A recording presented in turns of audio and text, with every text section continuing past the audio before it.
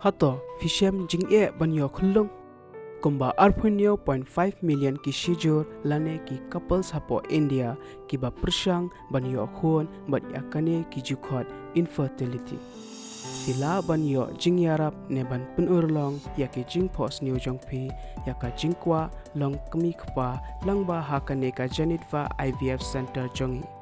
Nisdang hausnem hajar khatn rio hapo Guwahati. Bat menta iladon hangni hasor Shillong jongpi.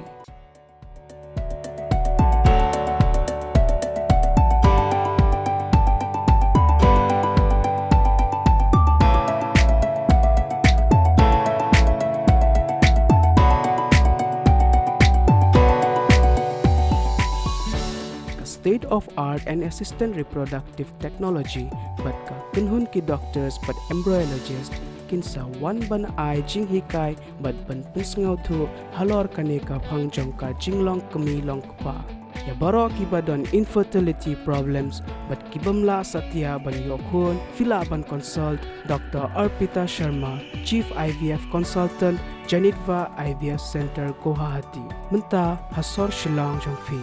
Hello, I am Dr. Arpita Sarmah, IVF Consultant and Director of Janitva IVF Guwahati. Parenthood is a cherished dream of every couple. So, if you are trying to build a family and finding difficulties, you can share your problems with us. We'll definitely try to find a solution and accomplish your dream of parenthood. Janitva IVF will be available at your city Shillong and Children Hospital from September onwards. Yoka jingtip companya fila ban contact www.janitvaivf.com lane contact hakini ki number Janitva IVF Center Shillong jongfi.